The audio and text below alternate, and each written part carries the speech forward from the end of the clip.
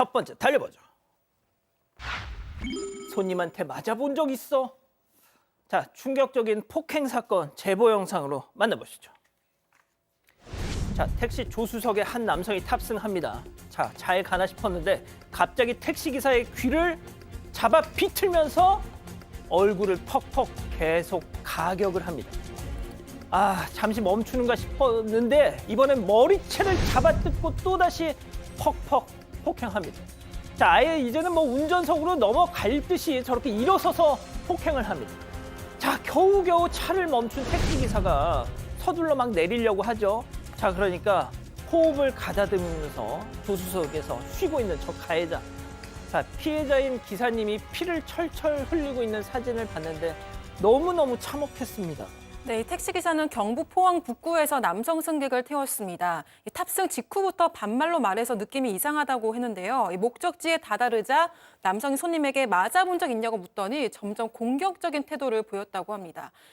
그 이후에 남성이 요금도 지불하지 않고 자는 척해서 파출소를 향했는데 남성이 폭행을 시작한 겁니다. 이 뒷주머니에서 열쇠 같은 날카로운 물건을 꺼내들어서 손에 쥐고 폭행을 하기도 했는데요. 이 기사는 사고를 내지 않으려고 얼굴을 막으면서 운전하다가 아무도 없는 길가에 차량을 충돌하면서 멈췄습니다. 아이고야. 이 차에서 내려서 경찰에 신고하는 동안 남성은 자기 얼굴에 묻은 택시기사의 피를 닦는 등 태연한 모습을 보였다고 합니다. 기사는 이마와 눈 주변, 아유. 콧등 등이 찢어졌고요. 코뼈도 부러졌습니다. 전치 3주 진단을 받고 순차적으로 수술을 받으면서 회복하고 있다고 합니다. 저희가 지금 선열이 낭자한 사진을 흑백으로 저렇게 했는데요.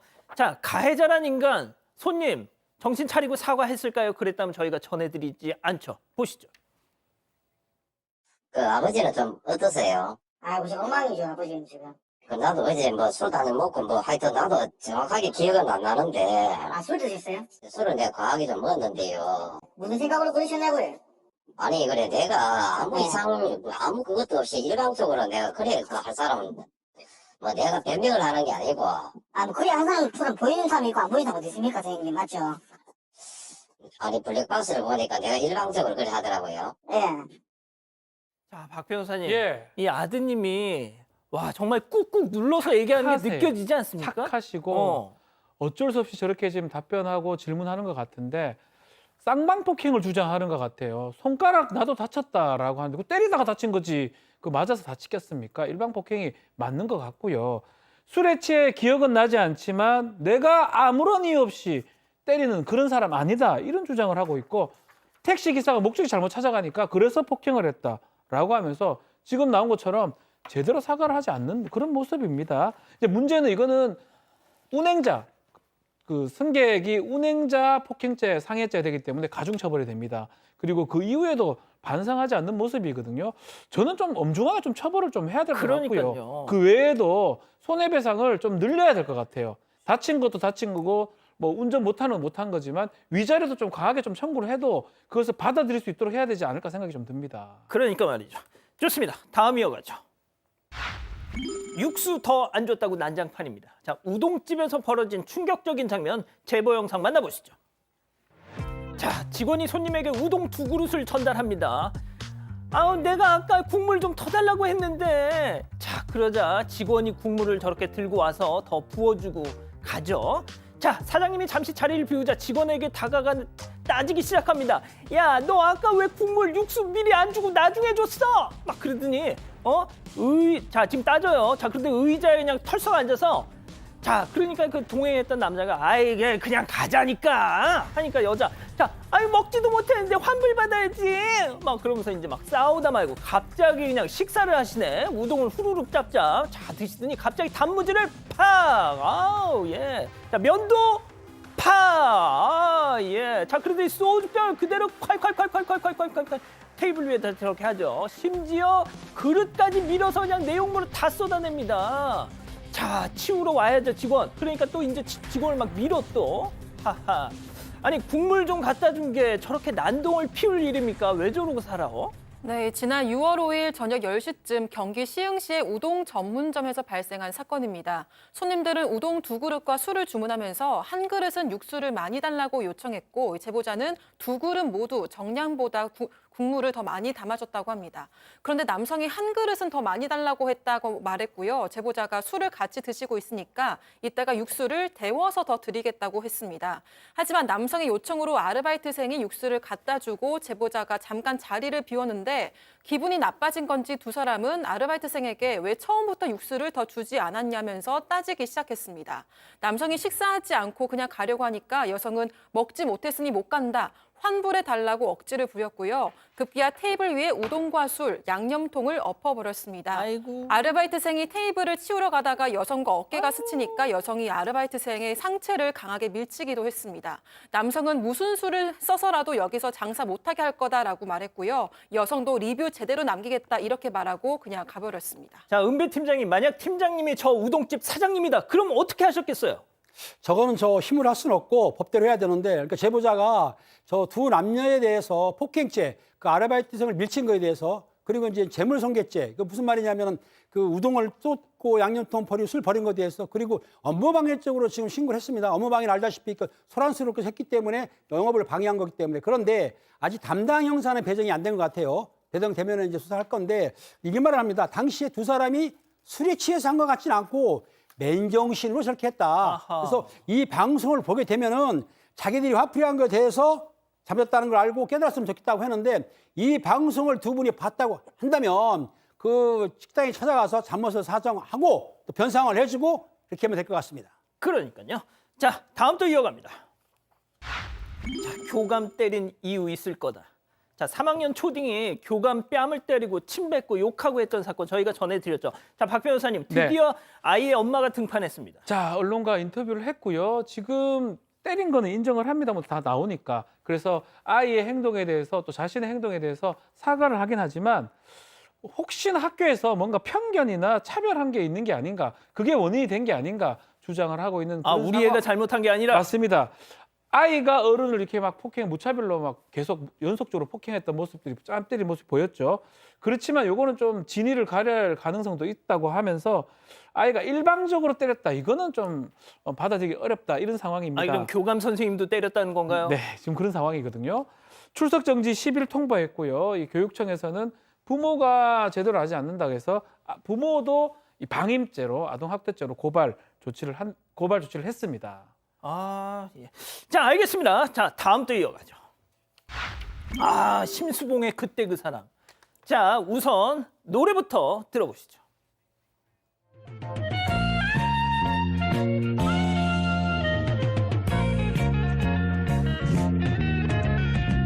비가 오면 생각나는 그 사람,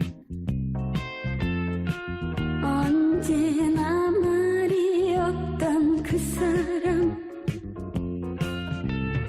사랑의 괴로움을 몰래 감추고 떠난 사람 못 잊었어. 자, 외로운 병실에서 기타를 쳐주던 그때 그 사람의 정체가 40여 년 만에 공개됐다는 거 아닙니까? 네, 저는 제 영상을 봤는데요. 너무너무 재밌게 봤고요. 근래에 봤던 이야기들 중에서 제일 로맨틱했어요. 그러니까 20대의 심수봉 씨, 그때 이제 가수도 되기 전에 그냥 어떤 뭐 피아노를 치면서 노래하는 아르바이트를 하고 있었대요. 그때 이제 톱스타였던 나훈아 씨가 들어왔고 심수봉 씨가 노래하는 걸 듣고 이제 가수를 하라고 권유를 하면서 인연이 시작되었는데, 뭐 맨 처음에는 별로였지만 나중에는 이제 뭐 점점 호감이 갔고, 그 후에 심수봉 씨가 이제 크게 사고가 나가지고 병원에 누워 있었는데 나훈아 씨가 이제 명문안을 왔대요. 오. 여러 사람이랑 같이 왔는데 거기서 기타를 쳐줬는데 그게 또 그렇게 위로가 되셨다면서 바로 그때 그 사람이 나훈아 씨였던 것입니다. 근데 저희가 오늘 이 소식을 준비하면서 찾은 건데, 그 나훈아 선생이 직접 그때 그 사람을 리메이크한 게 있더라고요. 네, 저는 두 분이 이제 같이 부른 거. 지금 나와요. 들어보세요. 어머나. 박 변호사님 가만히 듣고만 계실 거예요. 아, 나훈아네요. 아니, 부르시라고. 사랑의 괴로움을 몰래 감추면 자 교수님 아, 떠난 사람 더 이상 못 들어주세요. 스톱. 그만하세요. 스톱. 그만. 네, 둘이 같이 부른 거는 같은 영상에 나왔는데 여자니까 같이 부르신 것 같고 그때 그 사람은 지금 보니까 그 후에도 이제 2018년에 향수라는 타이틀로 이제 수록이 됐다고 해요. 근데 이때는 글쎄요 나훈아 씨가 그때 그 사람 이 모델이 본인인 걸 알고 있었을까요? 고백을 하셨을까요?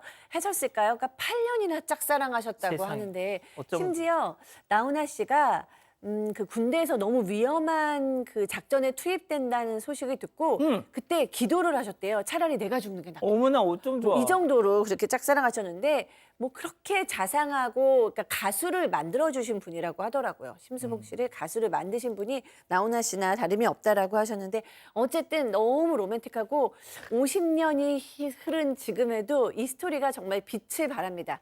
가왕들, 가신들은 일찍이 이렇게 인연이 있었군요. 그렇군요. 알겠습니다. 자 마지막 저 좀 잘 봐주세요. 마지막 사연으로 가보죠. 나 소시적 특등사수야 이거 왜 이래. 자 집단지성의 판단을 받아보고 싶으시답니다. 네, 비둘기 때문에 다투게 된 50대 부부의 사연입니다. 신도시의 조용한 주택가로 이사를 갔는데 최근 비둘기가 많아져서 피해가 크다고 합니다. 동네가 온통 비둘기 배설물 천지가 됐고요. 이 때문에 해충도 많아졌습니다. 창문은 비둘기가 앉지 못하게 뾰족한 걸 붙여서 그나마 낫지만 뭐 집 출입구며 옥상, 베란다와 차량은 비둘기 배설물로 지저분해져서 수시로 청소를 해야 되는 상황인데요. 그러다가 최근 남편이 아이디어를 하나 떠올렸습니다. 바로 비비탄 가스총인데요. 남편이 사격에 소질이 있다고 자부하면서 생각을 해낸 건데 군 시절에 받은 사격 평가에서 포상 휴가도 받았고 클레이 사격도 1등을 했다고 합니다. 그래서 위험하지 않게 옥상 방향으로 위치를 잡아서 그쪽에 있는 비둘기들만 잡겠다는 건데요. 비비탄으로. 네, 근데 10m 안에서 안전하게 쓰겠다고 하는데 이 아내는 강하게 반대하고 있습니다. 자칫 잘못했다가 사람에게 피해를 줄 수 있다는 거죠. 그렇죠. 결혼 생활 10년 동안 큰 다툼 없이 지내왔지만 이번에 의견이 좁혀지지 않고 있어서 사건 반장에 물어보고 결과에 무조건 승복하기로 한 다음에 사연을 보내왔습니다. 그렇군요. 좋습니다. 자 기다리고 기다리셨던 부처 핸즈업 타임 유튜브 JTBC 뉴스 채널 사건 반장 독립 채널에서 6천여 분의 가족 여러분들 함께하고 계신데요. 채팅창에 OX로 함께 참여해 보시죠. 먼저 남편입니다. 참 상희야 당신 내 실력 못 믿니? 우리 결혼 전에 월미도에서 데이트할 때 사격장 인형 내가 다 싹쓸이했잖아. 너 그것 때문에 반해서 나한테 시집 왔으면서 너 왜 이래 진짜. 야 나는 지금도 소변 볼 때 조금도 튀질 않아요. 걱정하지 마. 나 간첩 잡은 특등사수 김은배라니까 동그라미. 없네. 좋습니다. 자 다음 사연자 아내입니다. 아이고 웃기고 있네. 사격에 반하기는 월미도 배 끊겨서 결혼한 거지. 아무튼 누가 당신 특등사수인 거 몰라? 비비탄이랑 실탄이랑 같냐고. 소변은 또 왜 나와 여기서. 저번에 맞은편 아파트에서 새총 쏴가지고 구속된 사람 못 봤니? 가슴 근육만 키우지 말고 뇌 근육 좀 키우자 X. 자 우리 팀장님부터 달려볼게요. 그렇습니다. 비비탄이 약한 것 같지만 실제로는 저게 사격이 크거든요. 그리고 저게 파열이 크기 때문에 위험한데 그 야생동물을 쏴서 죽이는 것도 문제가 되고 그리고 죽은 뒤에 그 사체 처리도 문제가 되거든요. 그래서 쏘면 안 되는 것뿐만 아니라 저 비비탄을 잘 쏜다 하더라도 특등사수가 필요 없어요. 왜냐하면 잘못 가게 되면은 다른 사람한테 피해 줄 수 있기 때문에 비비탄을 쏠 생각을 전혀 마시고요. 저거를 비둘기를 갖다가 모이를 안 주는 걸로 해야 되지. 비비탄을 잘 쏜다고 쏜다. 그럼 그 후에 후유증이 크기 때문에 절대로 비비탄을 쏘면 안 된다고 생각합니다. 자 교수님. 네. 그 사건 반장에 물어보고 결과에 무조건 승복하신다니까. 네. 책임감을 가지고 말씀드리거든요. 진심으로. 예. 비비탄은 너무 위험하고 누군가 아이라도 맞으면 그 뒷감당을 어떻게 해요? 왜냐하면 아이들은 어디선가 나올지도 모르고요. 그다음에 사실은 아무리 비둘기들이 지저분하다고는 했지만 죽여서 치우는 거는 좀 아닌 것 같아요. 우리가 그래도 평화의 상징이라고 했던 비둘기를 막 죽여가지고 막 그거를 그렇게 치우시는 건 아닌 것 같고 못 오게 맡기시는 게 맞을 것 같고요. 뭔가 총을 쏘시고 싶으신 게 아닌가 하는 의심도 전 조금 듭니다. 그 처음에 배우자분이 사연을 주셨어요. 네. 그래서 제가 조금만 더 말씀해 주세요. 딱 이 카톡을 드렸더니 그럼 우리 남편이 자기가 직접 자기 입장을 설명하겠다고 또 남편분이 연락을 주셨어요. 네. 지금 이거 되게 심각합니다. 그 부부한테는. 저도 뭐 육군 소령 출신이고요. 제 친구들 중에 뭐 특등사수였다. 그래서 놀이공원 가서 하나도 못 맞춰요. 진짜. 그 군대에서 쏘는 거하고 장난감 총으로 쏘는 거하고 또 조심스러운 얘기지만 장난감 총이 아닙니다. 비비탄에 가스 같은 게 있으면 좀 조심스러운 얘기지만 총포 도금 항류 관리 안전법 위반될 가능성도 있다. 어쨌든 조심해야 됩니다. 이게 장난감이 아니고 사람한테 위해를 가할 수 있는 거거든. 그리고 못 맞춥니다. 그건 군대에서는 아는 기고 다 커가지고 뭐 하는 짓입니까? 지금 보고 계시는데. 못 맞춘다고요, 진짜로. 치우세요. 자, 우리 가족 여러분들 뭐라고 하실까요? 네, 아내 편인 분들이 많으셨고요. 국밥 그만님 동물학대 아닌가요? 라고 하셨습니다. 그리고 박연숙님은 비비탄 위험하지 않나요? 라고 하셨고요. 한덕규님은 남편님 쏘시면 됩니다. 그럼 아내분은 사식을 쏘시겠죠? 라고 하셨습니다. 그리고 장영재님 비둘기는 싫은데 그러다 사람이나 다른 피해를 줄 수 있으니 반대입니다. 라고 하셨습니다.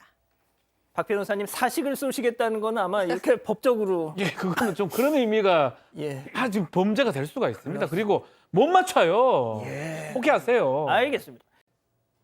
재미는 물론 의리로 함께하는 사건 반장 구독 버튼을 눌러 주십시오.